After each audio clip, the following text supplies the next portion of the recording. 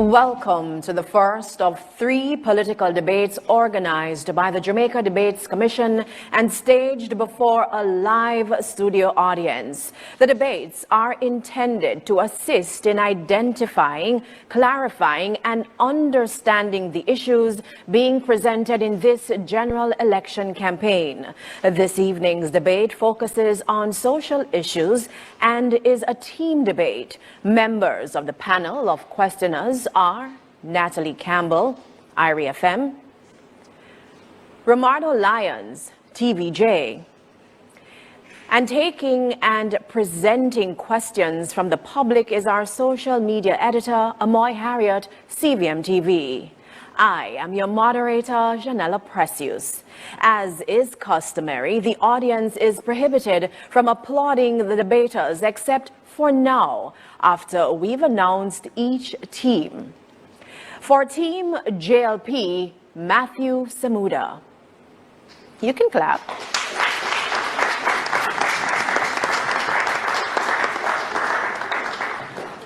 For Team PNP, Raymond Price.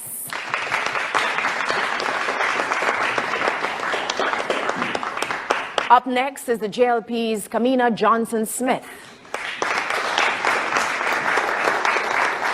Also joining Team PNP is Sophia Fraser-Binns. And for the JLP, Pernell Charles Jr. And for Team PNP, Damian Crawford.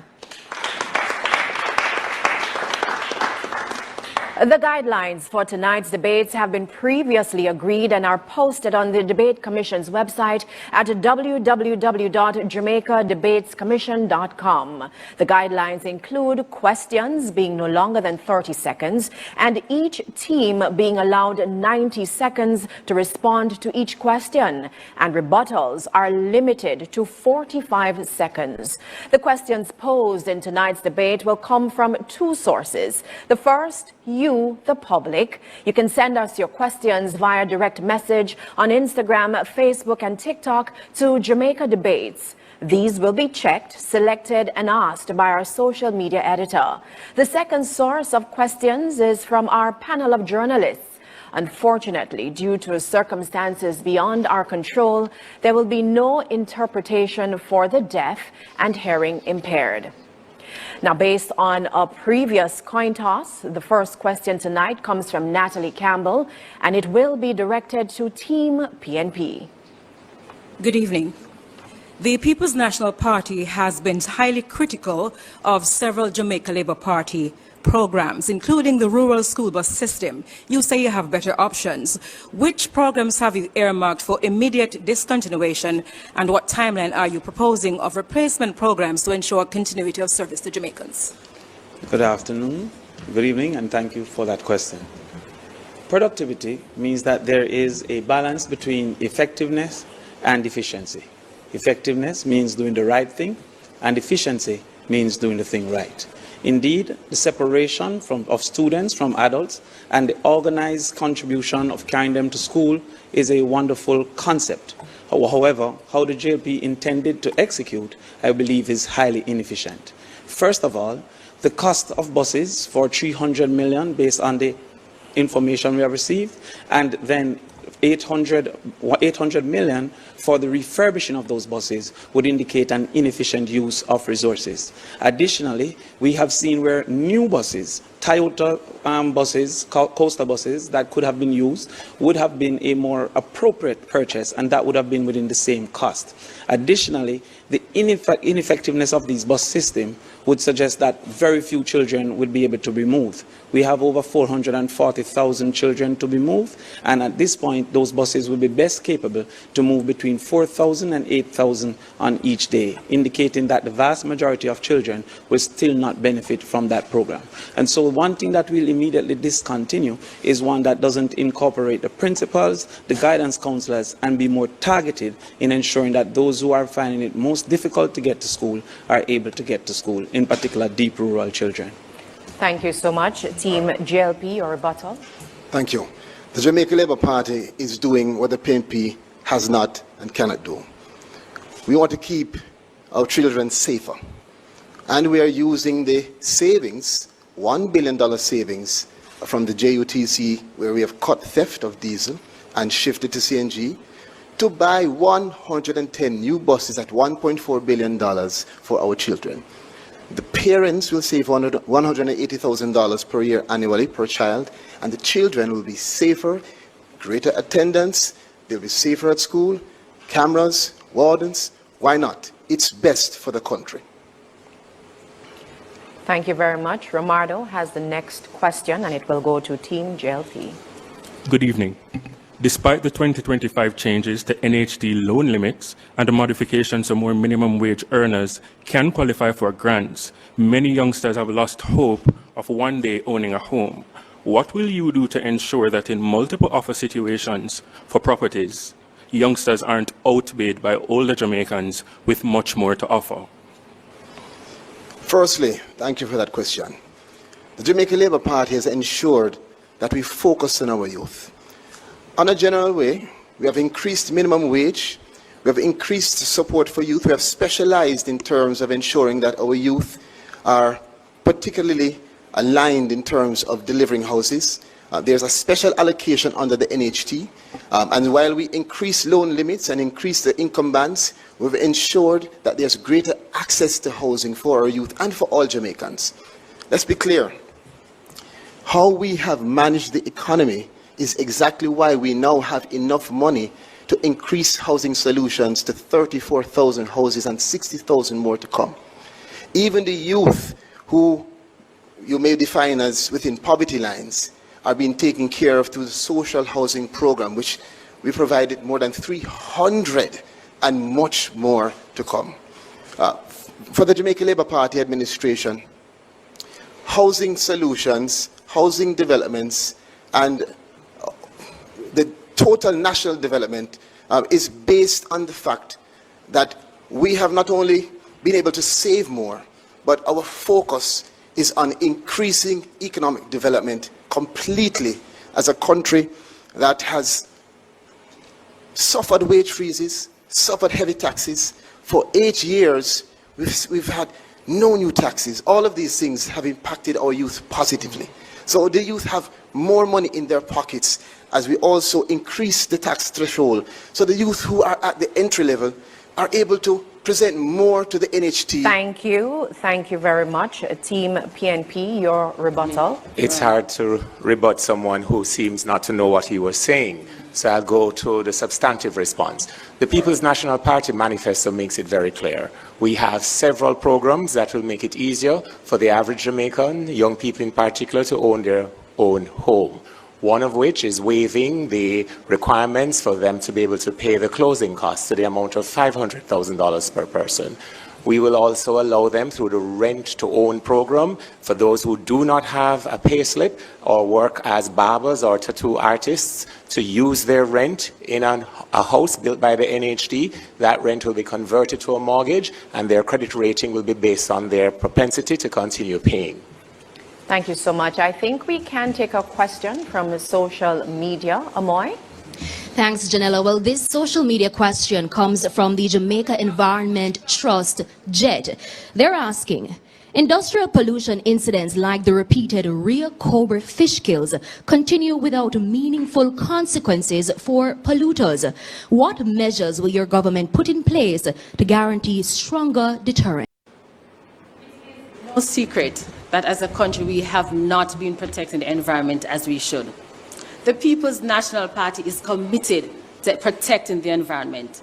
We will ensure that the body that is charged with the protection of the environment does its work. And so we will have a second look at NEPA. We will make NEPA independent, and we will also create an independent tribunal for NEPA. Apart from that, the environment impact assessment is something that we must look at. The People's National Party is committed to ensuring that the requirement for environment impact assessment is legislated.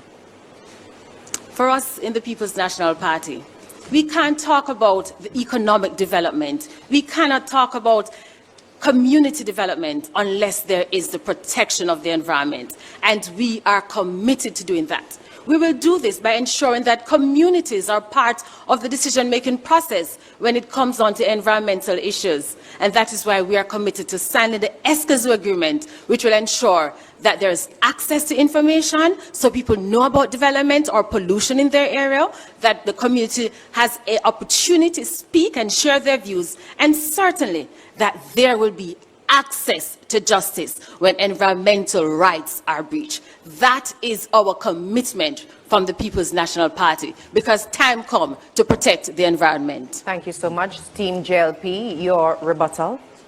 The People's National Party has never been serious about environmental protection. In their last time at the wicket, they proposed a coal plant to generate electricity in St. Elizabeth. They proposed the development of the logistics hub in the Goat Islands, including saying only Too Little Lizard was over there by the former minister in charge. But beyond that, they have a leader who could not bring himself to vote for the plastic ban when the matter came to the Senate. They have never demonstrated environmental leadership. This government has. It is why at the last time there was a serious industrial incident in the Rio Cobre, this government drew down on a $117 million bond, the single largest consequence for environmental breach in the country's history. It is why this government also passed recent amendments to the NRCA Act that allowed body corporates to be charged upwards of $10 million at a judge's discretion.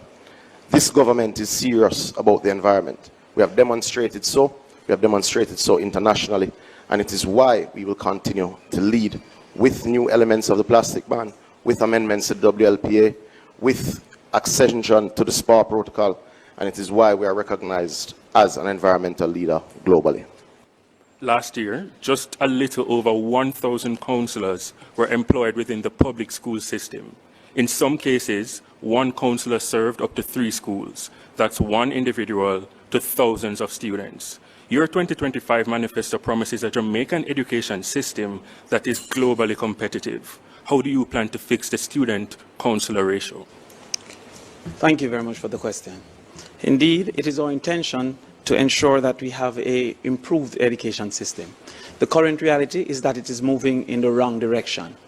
In 2015, literacy in Jamaica was 84%. Currently, it's 65%. Indeed, in 2015, 5 subjects, including math and English, was 28%. Currently, it is 19%. In fact, to use mathematics, which the government has recently celebrated, after last year, the minister indicated that it was a critical problem. This year, with much hoopla and celebration, only 9 dege more children passed mathematics. And they said it was a great occurrence. The People's National Party will accept and acknowledge where we are, because in 2015, 14,000 Jamaican children passed mathematics, and in 2025, only 7,826 Jamaican children passed mathematics. This is a part of the malaise that is happening within the education system. What we will do in particular as it relates to guidance counseling is to incorporate and hire more guidance counselors, but also to form the Department of Socialization to utilize not only the guidance counselors, the deans of disciplines, and also the persons who are most familiar with the children, which should be the form teachers. That will expand the number of adults to children ratio and have the guidance counselor be informed by those who are most related to the students. Team JLP, your rebuttal. The Jamaica Labour Party believes in our children, and it believes in their social well-being, their mental health, and their support to ensure that they will be their best selves and then become the best productive citizens of Jamaica.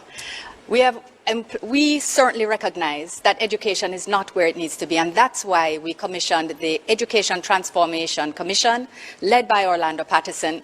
We have set up a plan. We have 30% in. We know what's not measured does not get done. The PNP talks about transformation, but they have never transformed anything in this country. We will ensure under a trend program with more involved parents, more empowered teachers, more involved students. Thank you so much, Ms. That our students succeed. Thank you so much. Our next question comes from Natalie, and it is for Team JLP. As Jamaica seeks to harness the economic potential of large-scale entertainment events, what is your strategy to ensure that these opportunities are balanced with the fundamental rights of motorists and residents to freely move without undue disruption to their lives? It's no secret that urban planning was lacking for the last 50 years. It's no secret that the heartbeat of Jamaica has been its cultural and entertainment industries. It's no secret that under the leadership of Olivia Babsy-Grange, Jamaica has grown from strength to strength in harnessing the power of these awesome industries.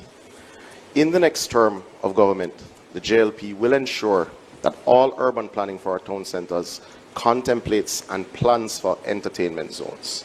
We have also moved rapidly to ensure we have reserved space for 24-hour event zones. But that is but one part of the parcel. The next component also has to be how you encourage the human capital. But encouraging the human capital has to create the structures that allows young people to see a total future in it. It is why we're proud of the pension scheme that has been introduced for our entertainers, because our young people now know that there is indeed a future. But beyond that, we have structured our tax regimes in a manner that will encourage significant investment in the entertainment sector. We have created the space where those who wish to invest in movies, those who wish to invest in sound, will indeed come to Jamaica. We're not going to throw new funds that we know will indeed trigger new taxes, because that indeed has been the hallmark of the PNP, new taxes. Thank you so much, Team JLP. Team PNP, your rebuttal. Yes. It is no doubt that the orange economy is called orange for a reason. The People's National Party has been central to the development of entertainment in this country.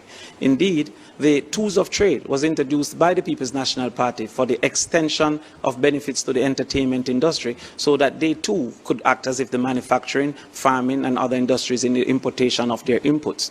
In addition, it seems that the taxes are not the only things that are being stolen by the Jamaica Labour Party, because the idea for the entertainment zone originated with the People's National Party.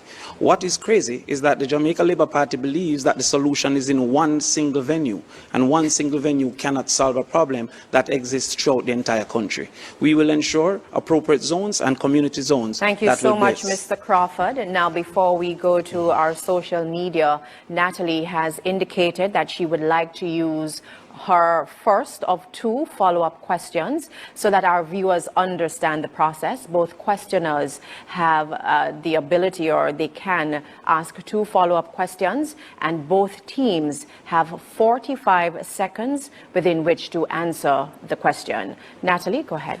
So I wanted to hear more about the balancing of how do you protect the motorists and the residents who have undue delays and been stuck in traffic for hours in the interim until those zones are designated up and running? Well, obviously the zones are indeed the long-term strategy, but in the interim we'll bring all stakeholders together, being the Jamaica Constabulary Force, the municipalities and the promoters themselves, to ensure that there's adequate parking. We would have instituted many park and ride events for national events which would have seen significant reductions in traffic. But just to note, the idea for the entertainment zone did not originate with the PNP, it actually originated with Edward Philip George Siaga. And it is this party that has had the strongest relationship with the cultural industries and has put its money by way of investment into these industries. But to be clear, the infrastructure that is required is being invested in by this administration in multiple venues. Thank you so much, Mr. Samuda. Thank you so much. Team PNP, your 45-second rebuttal. This sounds like the same claim that Edward Siaga also was the originator for the idea of Portmore, and that too was a lie. However, what we have recognized is that we can separate the people from the events by partnering with agro-parks to have a section within agro-parks reserved for what we call party town, multi-zones, multi-venue zones that persons can gravitate to and know where entertainment activities are. What we have also recognized is the bias within the Jamaica Labour Party of how entertainment is treated, because large events such as Sumfest has never obeyed the Noise Abatement Act, but all the round robins must obey the Noise Abatement Act. We will ensure equity by allowing allowing for a appropriate approval for extensions that persons can apply for, regardless if you're large or small. Thank you so much, Mr. Crawford. We now go to social media. Amoy has a question and she will direct it to the respective team.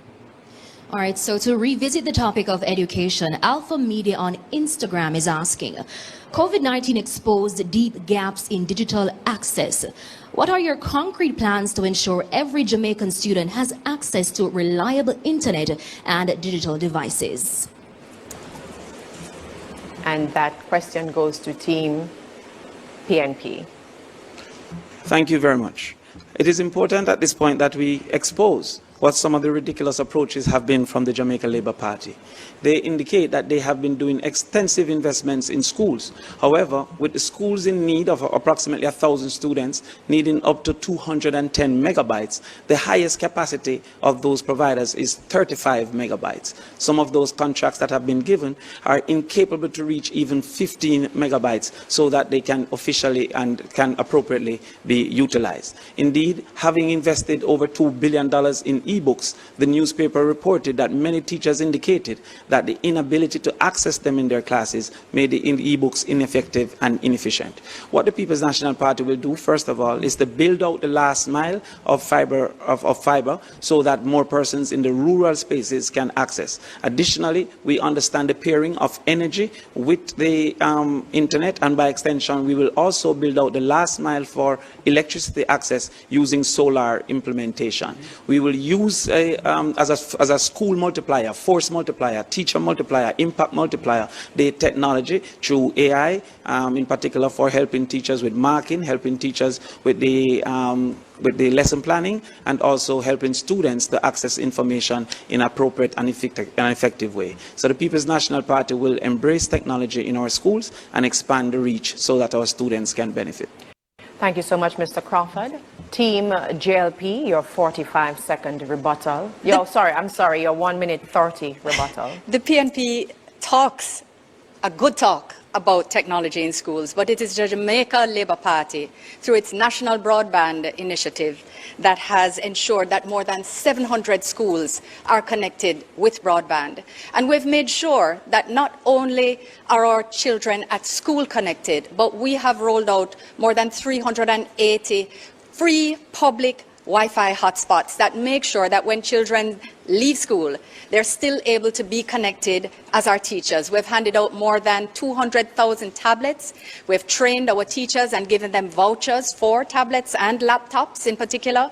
We're providing digital equipment for classrooms. We're ensuring we've completed an audit of all our labs to ensure that they're provided for with the best technology in rural and urban. So from St. Thomas to Hanover, all our children must have access to the best technology, and location should not determine your education. The Jamaica Labour Party is uplifting education in every corner of Jamaica, and we're continuing to do what the PNP likes to talk about. We are also ensuring that we will provide, I must speak to the matter of the creative villages, that we will be providing 100 of them in our next administration, should the public trust us. We will also be training through our Creative and Cultural Institute, and we will be also providing for creative special economic zones that will create the next generation of jobs. Thank you so much, Ms. Johnson-Smith. Our next question, it comes from Romardo, and it goes to Team PNP. In 2022, the Jamaica Observer exposed the harsh exploitative conditions under which many call center workers work. If elected, what will you do to fix these issues that contradict labor laws in the BPO sector?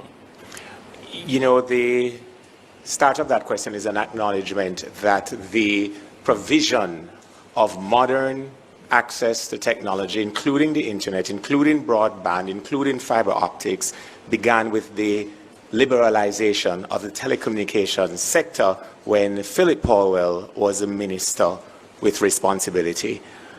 My opponents opposite seem to be having an issue putting the correct time frame to the responses. In other words, a seeming disconnect with reality.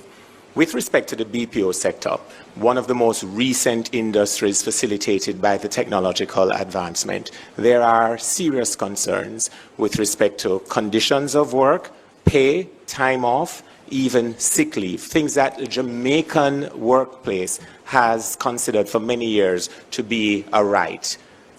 These BPO operators, the contractors, are not necessarily from the Jamaican space. So more integration has to be done so that they understand what our labor laws are and what the members of the Jamaican workforce have come to expect, including things such as maternity leave with pay and equal work for women. In the PNP administration led by Mark Goldin, we will begin that education process, that integration process, and allow our partners in the BPO to understand the nuances. Mr. Price. Thank you so much, Mr. Price. Team JLP, your 45-second rebuttal. Thank you. The BPO sector, like the tourism sector, is offering a significant opportunity for many of our entry-level youngsters to have good jobs, jobs that will allow them to be able to get not just revenue but work experience.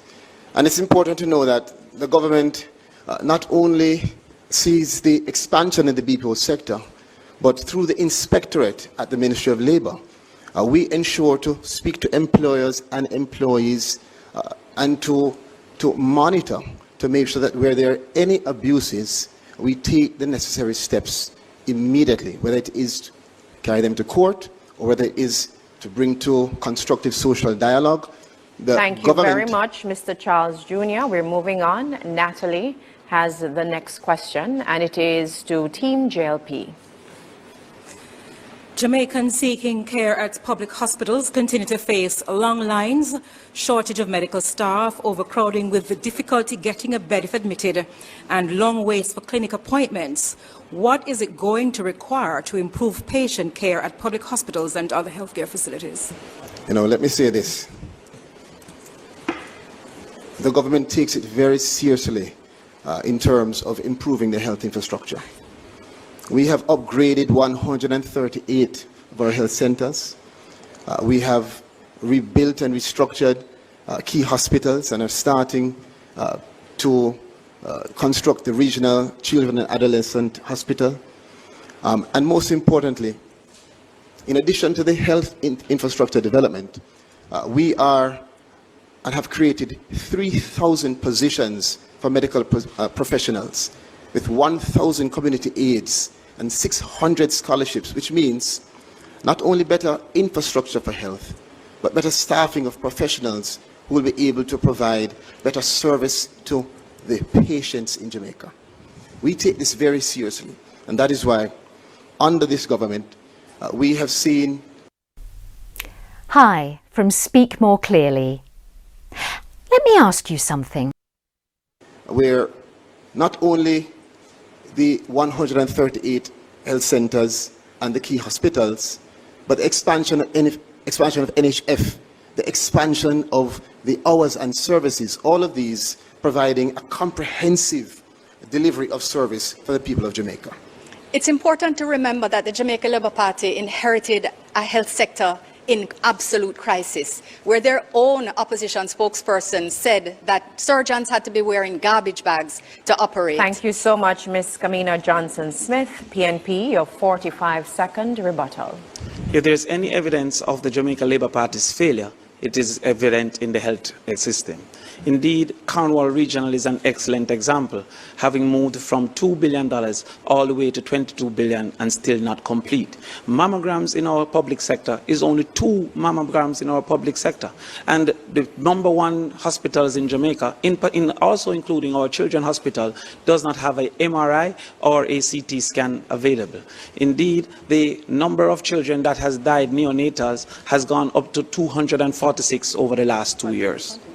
The better proof of it is the absence of the Minister of Health at a social issues debate where he should have answered to his appalling track record. He's now been there over the economic debate. Thank you so much, Mr. Price. We take a question now from our social media editor, Amoy. Thanks, Janella. Well, this question comes from Anita's Funeral Home. They're asking, Funeral homes contribute significantly to Jamaica's economy, yet the industry remains largely under-regulated and under-supported.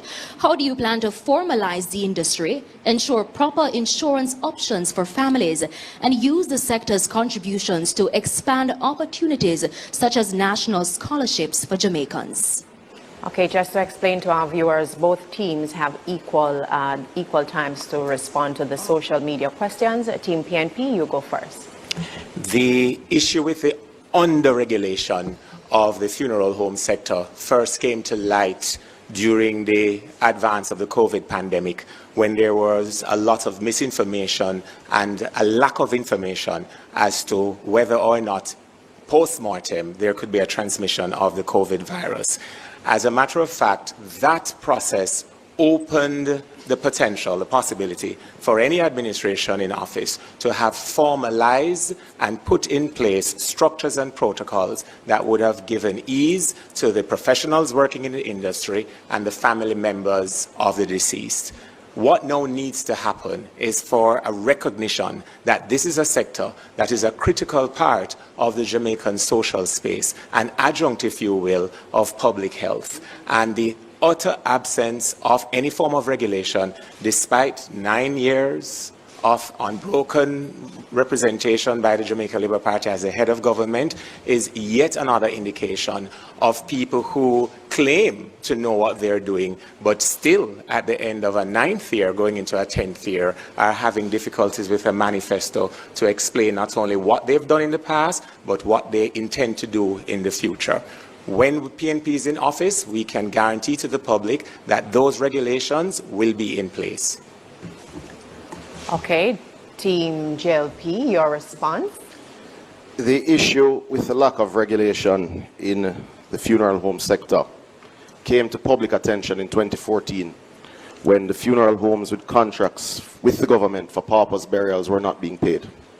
That is when the issue came to mind, or rather came to public attention. The reality is the sector is indeed lacking sufficient regulation. However, we have moved forward to bring the Ministry of National Security and indeed the Ministry of Health to form a working group to address this very issue. And there are many elements to it. One such element is the fact that the industry was operating without a proper public autopsy suite. This government, under Horace Chang's leadership at the Ministry of National Security, built the first public autopsy suite at a cost of $700 million, clearing one element that creates a significant backlog in this area. But lest we forget, the PNP has no credibility in the management of the health sector. Under Fenton Ferguson, every single Jamaican watching this debate tonight suffered the effects of Chick V. We suffered the effects of his failure to deal with vector management. Lest we forget that the then leader of the JMDA, your current spokesperson of the ministry related to health, said it was the worst management he had seen. He said doctors were using garbage bags. So people died because of the PNP's failure, lest we forget. Thank you so much, Mr. Samuda. Good evening again. If elected, what are the top 3 policy or reforms your government would prioritize during its first few days or weeks in office? The People's National Party, Damien, will ensure that every decision we make has the people at the center. To start that off, we will, take a look at the health center. The Jamaican Labour Party will have you believe that they're serious about health. Tell that to a mother who've lost her child at the hospital. Tell that to patients who go to the hospital and can't find water in our restrooms. And you're serious about hospitals? You must be joking. The People's National Party will, prioritize our health service. The second thing that we will do is to ensure that education, that there's access to education for all our children. We will do this through the provision, Damien, of 1 meal per day for each child. But we'll also make sure that transportation, which is one of the major issues preventing our children from going to school, is dealt with. And when we're talking about transportation, we're not talking about some 10-year-old bus. We're talking about transportation that is effective, reliable, and can transport our children in peace, where parents can feel comfortable. Additionally, Sophia, we will immediately give the first in the family scholarship to those persons that are in school currently at the university, as long as they're the first in the family. Also, we will ensure that ownership improves by making sure that squatting communities are reviewed under the POSHA program and open all the home ownership plans to our persons through rent to own. Thank you so much. JLP, your 45-second rebuttal. That convoluted response will require a supplementary estimate being tabled in the House of Representatives for a budgetary contemplation. The PNP does not have a structured set of policies ready for Jamaica, which is why they're not ready for government. The Jamaica Labour Party, in its next term, will continue to pursue peace, productivity, and indeed prosperity. Ultimately, the Jamaican people are happy with our suite of achievements.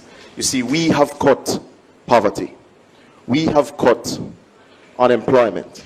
We have grown the economy. We have invested in infrastructure.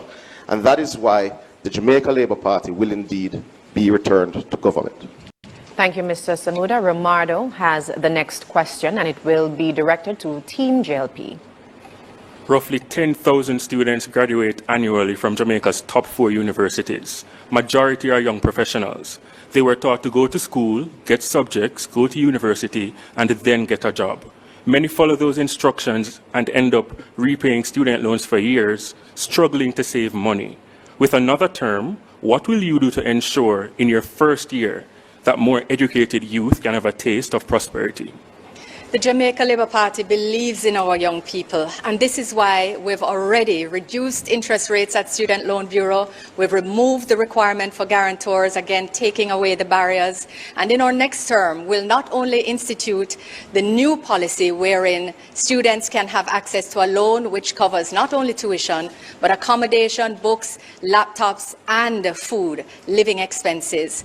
More importantly, of course, as we touch on the issue of debt, we know that our young people sometimes get thrown a curveball by life. That's why the Jamaica Labour Party is not only going to expand the moratorium which already exists, but we will institute the student loan debt reset. Under that policy, we will be waiving for all delinquent accounts 100% of penalties, 100% of insurance charges, and 50% of interest arrears, ensuring a fresh start for those who just have had life take a wrong turn. For those who are in good standing, they'll be rewarded for their responsibility and, of course, encouraged to continue in their good efforts, and they will get a credit to their account of $100,000 per account in good standing. Those who, of course, are at the cusp of closing out their accounts, we will pay up to the amount required to close. This is us not talking, but acting. Thank as you always. so much, Ms. Kamina Johnson-Smith, PNP, your 45-second rebuttal. The People's National Party will ensure that our young people not just dream, but have a chance of being the best they can be. So what are we going to do? One, we're going to make sure that there is $1 billion available so that they can get $500,000 towards their deposit. Secondly, what we are going to do is to have what we call a forgiveness, a graduated forgiveness of students' loan. So for every year that you work in the public service, your students' loan payment will be discounted. And we understand that sometimes you leave university and you simply just can't get a job. The present system says you must still pay your students' loan. We are saying no, an end to that. Thank you so much. We go to social media, who has a question which will be answered first by Team JLP and then Team PNP. A reminder that both teams have the same amount of time to respond to that question. Amoy? Thanks, Janella. This question comes from Kimmy on Instagram. There's been criticism of the government's 300% wage increase and delayed salary increase to civil servants. If selected to form the next government, how do you plan on making civil servants' salaries equally as attractive? The Jamaica Labour Party has been responsible for the largest increase to public sector wages in the history of independent Jamaica. Do we want to be able to pay more? Absolutely. And we're committed to ensuring that we work with all stakeholders to ensure fiscal stability, to ensure the health of the economy, so all workers can be paid fairly without destabilizing the economy. We certainly are committed to engaging in fora, including the Partnership for Prosperity, as well as the negotiating mechanisms which are currently at play. We understand the concerns of cost of living, which concern each and every family, and we are committed to always doing our best within the affordability of our economy to do the best by our public servants. No, let's forget. When the salaries for parliamentarians were announced, the opposition spokesperson on finance got up and said he had no objection, only to cut off at the knees by the leader of the opposition the next day. It's not the first time the leader of opposition has cut off one of his spokespersons at the knees. He has cut off Senator Crawford at the knees when he proposed an additional 2 hours for schools and an additional tax to fund education. This is a common pattern with them. But the opposition will not roll back parliamentary salaries because they support it. Thank you so much, Mr. Samuda. Thank you so much, Mr. Samuda. Team PNP, your response. I will answer Mr. Samuda on the platform, but today I'm focusing on the people. Let us look at what happened with our teachers. The government is currently ranked by the Prime Minister and the ministers as the highest in the Caribbean. Our teachers are ranked 6th or 7th in the Caribbean. Under the People's National Party, when we did our restructuring, the teachers were placed at 80% of market. Under the JLP, when they did their restructuring, the teachers are now propped at 50% of market. Additionally, the teachers were bamboozled into believing that their allowances would have been considered. But the JLP removed all the teachers' allowances and gave them a simple raise, in some cases of 12%. While they took 300%. What is evident from how it was handled is that the JLP is not a party of equity. They didn't treat all persons in the same. And as their former Minister of Finance suggested, that if it was to keep the best, they would have to raise their salaries. No wonder we're seeing so many teachers leaving our classroom because of the inefficient treatment from the Jamaica Labour Party.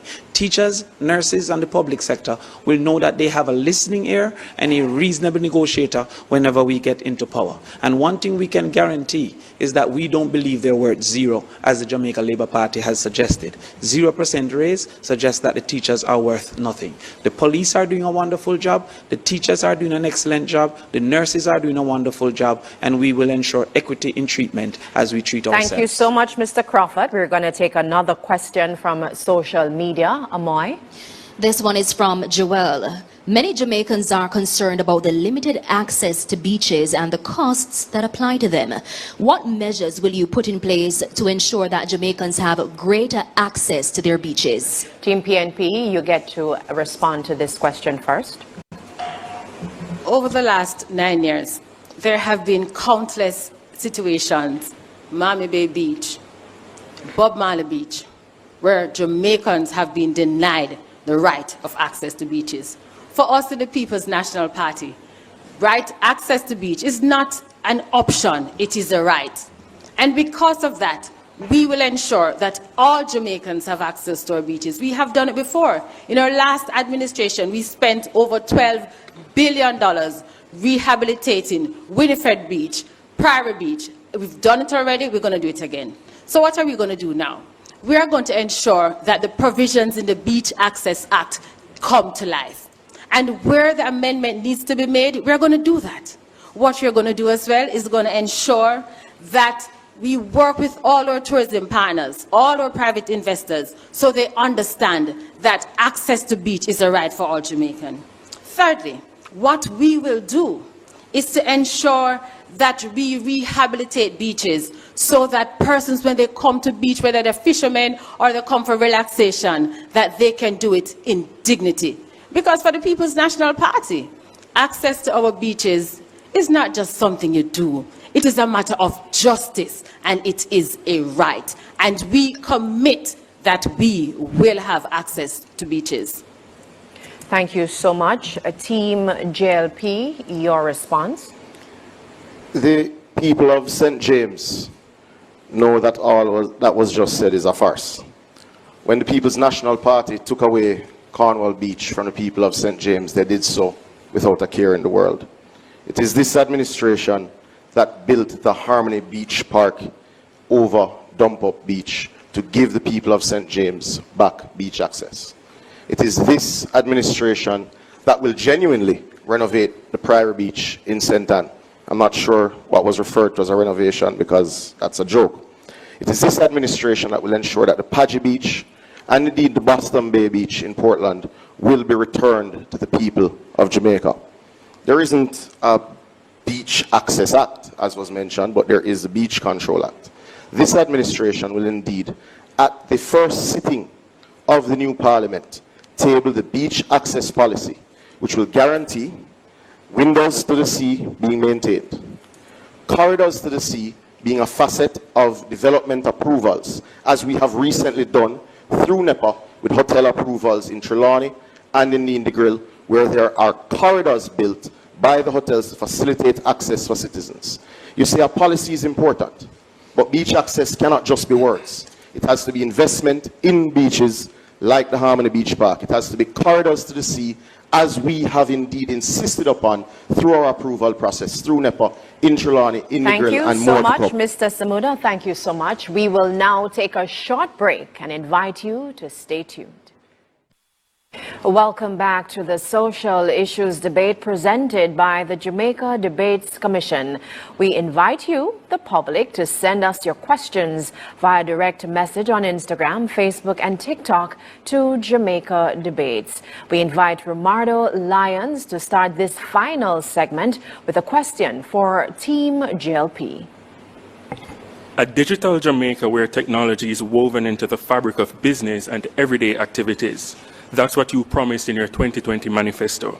But today, there are residents in Swamp Road, St. Thomas, putting phones in trees to make calls and to get reception. Why are so many Jamaicans in rural parishes still behind technologically? That's an excellent question. Much progress has been made in respect of digital transformation. The National Broadband Initiative has connected over 700 government institutions across the country and has also been seeking to connect our police stations, our courthouses, our schools, and other institutions as a matter of priority as the base. We've also been seeking to encourage competition in the environment, in this sector, to ensure greater investment and greater rollout of fiber optics, of satellite technology, as well as Wi-Fi internet connections. The Jamaica Labour Party believes in technology facilitating business. It's why we ensure that now you can pay your taxes online, you can apply for your e-motor vehicle registration certificate, and in a new administration we will do even more. We will ensure that there is the task force to ensure efficiency and innovation, not only in the public sector but beyond. We will not only set up the task force, but we will allow a portal for private citizens to make suggestions with incentives and prizes to ensure that they feel a part of the process where they see that systems can be improved. The Jamaica Labour Party has already built efficiencies that have helped this economy to grow, that have helped with youth and regular unemployment, and we will do more. Thank you so much, Team JLP, Team PNP, your 45-second rebuttal. First, you keep mentioning about policies to make the economy grow, and after 9 years, you're still growing at under 1% per annum. The question mentioned difficulties of persons in rural Jamaica having access to telecommunications services. Perhaps because you said from St. Thomas to Hanover, what is your fundamental problem with Westmoreland and the other parishes why you think that only St. Thomas to Hanover needs quality access to broadband? But you know, the greater tragedy is that you are talking about task force for what you are going to do in the next administration. We are waiting on the task force for why you didn't get it done in the last 9 years.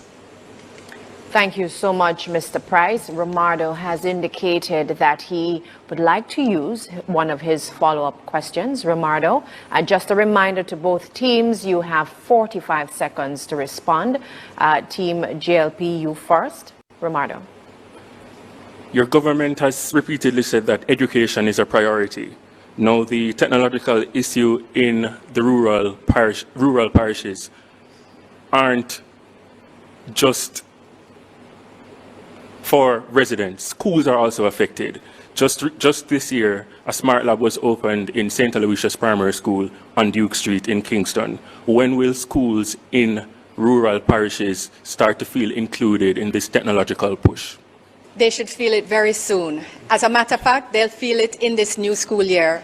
Procurement is already underway. We not only have had new contracts engaged with contractors to roll out more connections, but we are also investing in equipment, which is already in procurement, to ensure that our labs are equipped in rural schools as well as in urban schools. We believe fundamentally in ensuring that regardless of where you live in Jamaica, you must have access to the best education, and you will have it in the next administration. As a matter of fact, starting in this new school year. Thank you so much, Team JLP. Team PNP, your 45-second rebuttal. The JLP is clearly an enemy of the truth. Indeed, we have heard them suggest that 200,000 laptops were purchased. That would indicate 2-to-1 ratio, meaning for every 2 children, 1 should have a laptop. I'm asking those watching today, have your child received a laptop? Have you seen anyone receive such a laptop? Indeed, whoever is responsible for purchasing these missing laptops will have to answer under the People's National Party, because we have not seen those laptops. We will ensure that the gadgets are in place, but as we've said before, we build out the last mile that many of the private sector believe is not profitable to build out, so that the persons can get access to internet wherever they are. We will use that technology also for the small schools. Thank to you, have Mr. better Crawford. usage. Thank you so much, Mr. Crawford. Natalie has the next question, and it goes to Team PNP. We are in the hurricane season, and each season the authorities face a challenge persuading residents to evacuate some areas when the island is under threat. What strategies would you implement to ensure compliance? Part of the reason why residents don't want to evacuate is that the poor level of communication and education prior to a storm causes them to be caught unaware. Let's take, for example, this instant year 2025. All across media, we have heard advertisements from the Office of the Prime Minister with sections of budget presentations, and we are midway the Atlantic hurricane season, and not once has ODPEM been given the resources that OPM has for its parallel adjacent political campaign under the guise of public education. The second reason why residents do not want to evacuate is because they are realistically concerned that when they evacuate, the spaces that they're taken to will be substandard. In the next PNP administration, we will build out a series of evacuation centers that will be properly fitted with adequate water for on-site storage, as well as food and access to health, access to other emergency services, so that families feel more safe in bringing their elderly relatives into a space where they are certain that the services and the quality of standard will be there when they evacuate. Thank you so much. Team JLP, your 45-second rebuttal.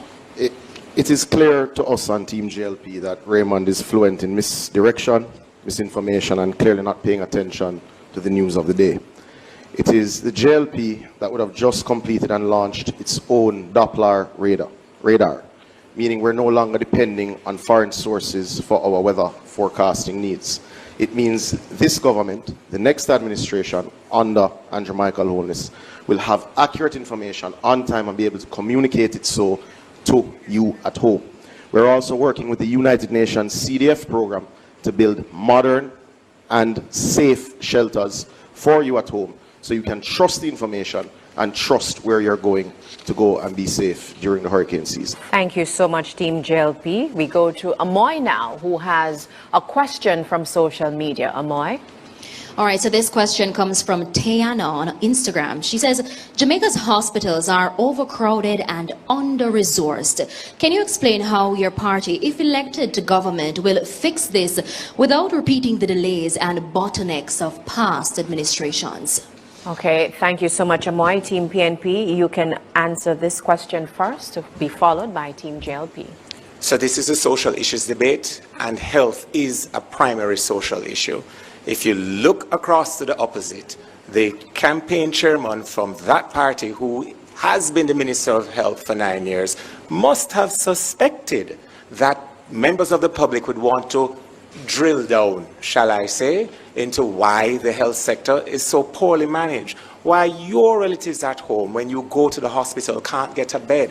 Why you have to take the prescription from the nurse beside your relative's bed and go into the private pharmacy sector to purchase basic medication. Why you have relatives sitting in wheelchairs or in the driveways and the parking lots in the cars that you took them to the hospital with and still can't get triage, even basic assessment as to the extent of their suffering.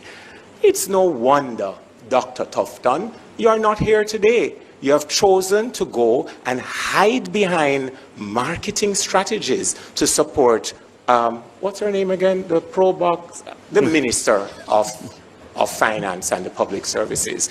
The People's National Party, Matthew, understands health. We are the ones that modernize the hospitals on the budget and in time. Your reference to Chick V is old and dated. Look at your 9 years and speak to those. Thank you so much, Team PNP. Team JLP, your response to the question? Thank you, Tiana. It's a really important question because I know that we have not reached every community and we have not reached every hospital yet. But the Jamaica Labour Party is undertaking the most ambitious and in fact will be the most effective reconstruction and construction of hospital infrastructure in Jamaica in decades. The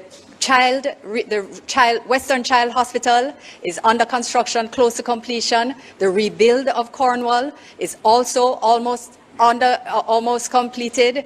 We're making sure that we focus also on primary health care, making sure that more health centers are renovated and brought closer to you so you don't actually have to go to the hospital. We're adding more doctors and nurses in those healthcare centers, more equipment so that better care can be had closer to you. We're adding more healthcare centers with expanded hours to allow working people to go to the health center after working hours. These are things that we're doing in addition to more operating theaters which are already programmed for next year, for next term, including a new KPH. Importantly, we've also increased access to medicines under NHF. And we've increased access for our senior citizens through NI Gold and JLP. Under the Jamaica Labour Party, we have taken a comprehensive approach to health infrastructure. Thank you so much, Team JLP. We have another social media question. Moy? This one is from Matthew Williams. With key parts of the Data Protection Act still not in force and several major data breaches reported this year, many Jamaicans feel their personal information is not adequately protected. How will your government address this growing privacy crisis and rebuild public trust in the protection of citizens' data? Team JLP, you get to answer this one first. Data protection is critical as we continue to build out more and more digital systems to ensure efficiency and effectiveness in the pursuit of business, growth, and prosperity. And this is why we have been paying attention to ensuring that implementation of the Act is phased and sensitive to the various stakeholders, ensuring that it's effective when each stage is put in place. We have done more to protect your data and will do more. As we recognize that AI is also being used more, we will ensure that there is an AI blueprint and roadmap, which of course is going to be built out of the very first task force on AI in the Caribbean, which was already established under this administration. We'll also ensure that there is new legislation to protect every Jamaican's face, voice and image from the type of misinformation and negative campaigns that are run by parties like the PNP. The Data Protection Act was indeed passed by the Jamaica Labour Party. And we are proud that it was passed, and we're happy that the Data Commissioner is now in place to speed up implementation. However, data requires data accuracy. It should be known for all Jamaicans watching that it is this government that gave the highest increase to civil servants. It is this government that insisted that there would be no more wage freezes for teachers, as was commonplace under the People's National Party. Thank you so much, Team JLP, Team PNP. Your response to the question? The Jamaica Labour Party does not believe in privacy. It was one of their own ministers that says nothing is private. Do you remember? Because I certainly do. But not only that, when one considers the NIDS Act. Kensington Wade is an award-winning school with a unique difference. We are a fully immersive bilingual. The National Identification Act. The People's National Party, representing the people of Jamaica, had to take the Jamaica Labour Party to court to protect privacy rights. So the Jamaica Labour Party simply cannot come to you tonight to tell you that they're serious about privacy. Simply not true. The People's National Party, we value your privacy. And it's for that reason why we will trade a cadre of data protection experts to work with different sectors so they understand what is in the law, they understand what is to be done, and how they can balance privacy rights. In fact, this will also create a new sector in Jamaica. Damien, don't you agree? I definitely do agree, Sophia. But also we should remind the public that it was this Prime Minister that suggested that they can track persons who say certain things on social media. It is also this Prime Minister that has proven himself to be highly vindictive and have seen arrest of individuals who have criticized him in any way at any given time. It is also that government that stole sand from the beaches. So let us talk about what that government has done. Thank you so much, Team PNP. So, viewers, we're doing things a little different this evening. We now invite Team PNP to ask a question of Team JLP. In any decent democracy, where a leader has not been certified by the Integrity Commission, where the leader has been a part of Ponzi schemes and benefited from them, where the leader among members of his cabinet or his party are said to be part of an illicit aid for illegal enrichment, those persons could not be on the ballot. Therefore, why should Jamaica be any different from such decent democracies?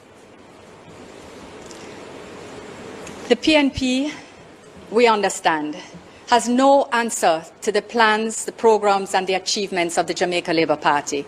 They see their only path to Jamaica House by trying to destroy the reputation of the Prime Minister of Jamaica and others. The Jamaica Labour Party has been the party that has done more for the integrity and anti-corruption framework in this country than any other administration. It is under the PNP that every day, every week you woke up to a new scandal, light bulb, Solutria, NSWMA, Manchester Parish Council, Hanover, KSAMC, you name it, Crook and Anchor. It is under the PNP that Jamaica had the lowest scores under the Corruption Perception Index, and it is under the Jamaica Labour Party that Jamaica has had the highest. Why? Because the independent international experts actually look at the facts and not the steady drumbeat of PNP misinformation and weaponization of processes. There is no report that has found any finding of guilt or illegality on the part of the Prime Minister. There is no finding against the Prime Minister, and the PNP needs to stop telling the lie of 28 bank accounts. It is simply not true. Thank you so much, Team JLP. Team PNP, your 45-second rebuttal. It's odd that you say that's not true. Dennis Chung said that not only were it true, that it's inconsequential, that it's normal, he suggested, just as we now figure out he was rehearsing for the job for which the qualifications were waived so that he could get the job. Most of you look for a job. In that case, the job seemed to have looked for and found him. Now, the other things you say about doing the most for the integrity framework, that includes being the only Prime Minister to have taken the Integrity Commission to court to quash a clause he once bragged that he included as chairman of cabinet. So the lies are on that side, aren't they? Thank you so much, Team PNP. We now invite Team JLP to ask a question of Team PNP. You know, lies are an affront to God. Yeah. And Reverend Albert would have taught you that. Shut up. However, to be clear, the last time the People's National Party was at the wicket, they leveled $60 billion of new taxes on the backs of the Jamaican people.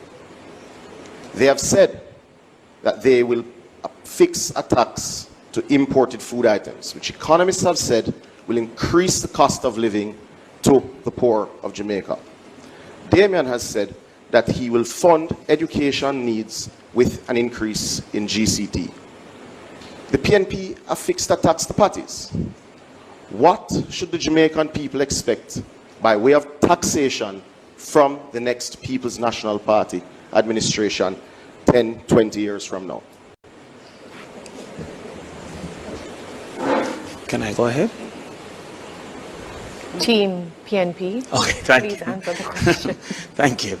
Well, the People's National Party had to take on a rebuilding project in the last Portia Simpson Miller administration. Indeed, never before had the IMF stopped sending money to the Jamaica public or to the Jamaican society before, because it was run asunder by a government that included Andrew Holness and also Audley Shaw as the head of the Ministry of Finance. The People's National Party, then having rebuilt the economy, embarked upon a fiscal policy rules that we implemented to ensure that the country was on the right track. And having put the country on the right track, there's absolutely no need for the People's National Party to engage in further taxations. Indeed, what exists currently as the People's National Party proposals lie greatly within the context of the $360 billion available for governments to decide on what to do. But the $23 billion that we have identified is even less than the overrun for Cornwall Regional. We will therefore not have those overruns. The JLP continue to ask where we'll get the money. We will get the money from the same place that Market Me money came from. We'll get the same money from the same place that paying off Ramsharak from Petrojam came from. We'll get the money from the same place that the buying of 200 used cars that we did not receive come from. We will get the money from the same budget that exists for the people. Thank you so much, Team PNP. Team JLP, your rebuttal. No doubt you will get this money from the same place that the failed Heroes Circle wall came from. But it is simply inaccurate to suggest that the international community cut off Jamaica. We were able to draw down on loans from the World Bank and the IDB right before we demitted office. But to be clear, it is this government that has cut debt to 62% of GDP.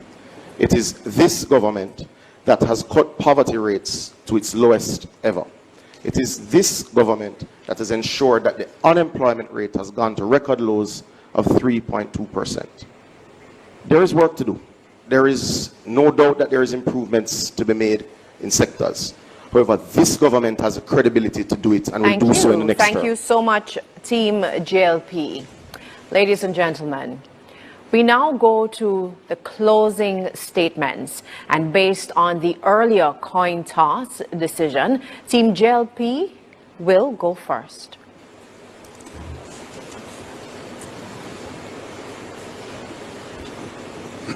And you can begin your 2 minutes. My fellow Jamaicans, Jamaica is safer and stronger with the JLP. We reduced murders by 43%, created 250,000 jobs, and we delivered the largest increase in the minimum wage in our history. We gave our doctors, nurses, teachers, police, and other public sector officers the largest pay increase, despite COVID, Hurricane Beryl, droughts, and global uncertainty. And remember, for 8 consecutive years, we did this without any burden of new taxes on you, the Jamaican people. Now we know that prices are rising globally. And that is why we're not just focused on increasing wages, but rather creating better conditions for growth. 33 quarters of growth, save and except for COVID. And still giving support to the most vulnerable. This is the JLP way. We care. Now compare. Under the PNP, wage freezes, heavy taxes, no relief of social pension for Miss Ivy, no relief for the vendor, the taxi operator, the housekeeper, just tax after tax after tax. And we heard Damien and Dayton already talking about taxes. So are you really willing to suffer the indignity of more taxes under the PNP? No way. With the Jamaican Labour Party, increased pension, better agriculture, better health infrastructure, enhanced education. This is our commitment. That's why we say to you, reject the reckless PNP promises. Choose performance. Choose Jamaica. Choose the JLP. The Jamaica Labour Party delivers, and we are committed to doing even more for you. On September 3, remember, put your X beside the bell. Thank you so much, Team JLP. Team PNP, please go ahead with your closing statements. One thing you could not have said is spell Jamaica, because we already know you can't. Jamaica has evolved to be one of the world's most recognized brands globally. Yet too many members of the Jamaican family live in standards and conditions that are, simply put, deplorable. On September 3, 2025, we all have an opportunity to put in office a government led by Mark Golding that places the people of the country and every member of the Jamaican family at the center of our policies and programs. In that Jamaica, imagine that you have become unwell and you go to the hospital and there are beds, there are CAT scans, there are MRIs, there is medication and tools to save your lives available right there in the hospital. In that Jamaica, our nurses, teachers, firefighters, and police officers have not just better tools to do their jobs professionally, but also better conditions of work and better salaries with overtime benefits not taxed.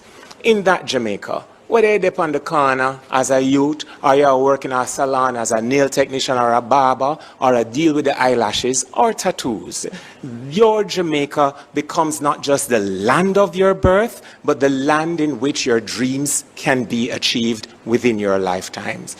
In the Jamaica led by Mark Golding, more affordable houses will be provided so that mothers and fathers can better care for and protect the members of their own family. On September 3, it's not just about a regular election. It is about creating a Jamaica that you at home can love and be a part of the national success that will be gained. Vote PNP on September 3. Thank you, thank you, thank you very much to both our teams. Now, in the good spirit of the debates, we now invite both teams to shake hands.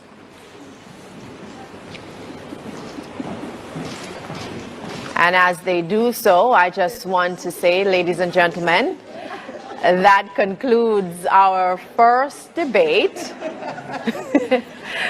between Pernell Charles Jr. of the JLP, Kamina Johnson-Smith, and Matthew Samuda for Team JLP, and Damian Crawford, Sophia Fraser-Binns, and Raymond Price for the People's National Party. Join us again Tuesday, August 26 at 9 p.m. for the debate focusing on the economy, which for the first time will be a team debate between Team JLP and Team PNP. Audience, you can clap now.